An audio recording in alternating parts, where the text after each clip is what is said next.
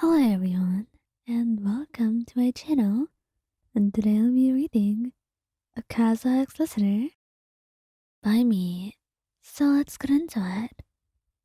You two were a wanderer in the wild, aimlessly wandering across the land of Tibet, seeing the strangest of people, animals, and creatures all around.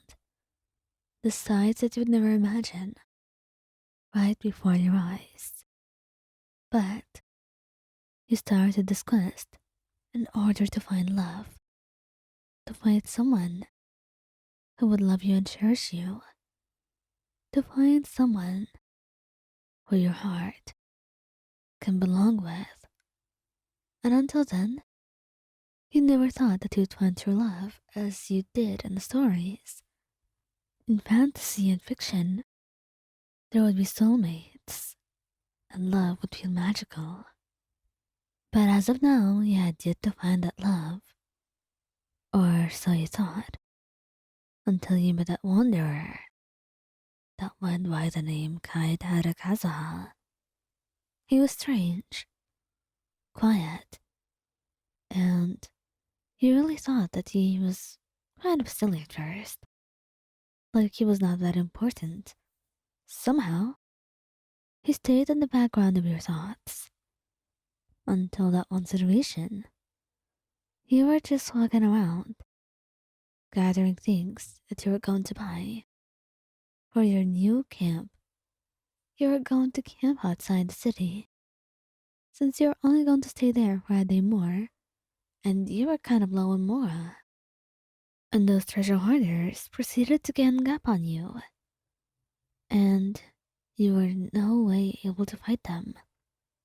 And just as you're about to lose and pass out, Kaza came there, just like a knight in shining armor, and took care of them for you.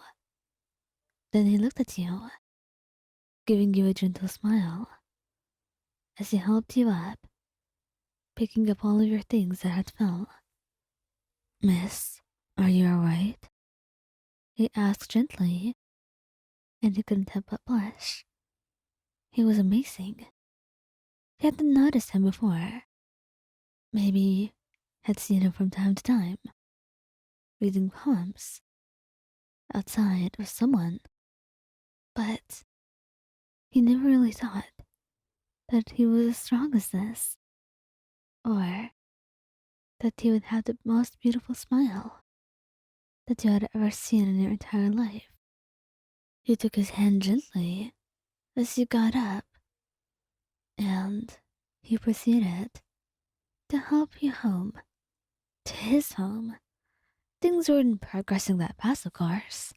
He was just helping you find a place to sleep, since all hotels were booked, and he didn't want to spend extra mora when he could simply help you room with him and give you whatever more he could spare. He wanted you to be safe after all. No one should be out there so late with those treasure hoarders roaming around. And before you slept, he ended up talking to you and asking what you were doing out there. Before he told him you were sort of a wanderer, you felt like you didn't have anything to do with your life. So, wandering around Tibet didn't seem so bad. At least you would learn a lot from your adventures. He smiled at your answer. He looked genuinely interested in everything you said. He looked like love. And that's when you realized maybe your feelings for him were just admiration. Seriously, you couldn't have fallen in love that fast. You were waiting for love. Surely it couldn't be that easy. But with everything that Kaza did and said, it just so seemed that you were falling in love with him. And honestly, no one could blame you. It was simply too easy to fall in love. When it was Kaza who was involved, there was nothing not to love about him. The two of you ended up visiting each other more times than you probably imagined.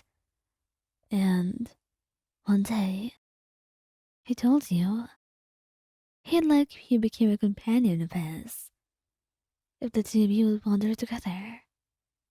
And in that moment, your hearts get to beat.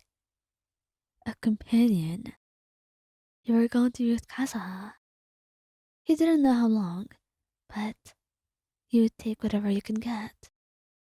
If it means you'd be able to see him more, to be with him more, to hear him, and see those soft, gentle eyes, that beautiful smile that felt brighter and more healing than 1,000 suns.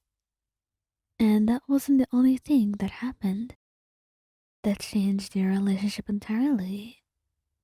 Maybe it was the way that he would cook breakfast for you in the morning if you woke up first, the way he would take care of you whenever he could, the way he would never make you feel like you were forced to do something, the way he was so caring and gentle, treating you like a flower. Maybe, maybe then, it was that moment you had realized that he had changed your life forever, and you may be unable to go on without him.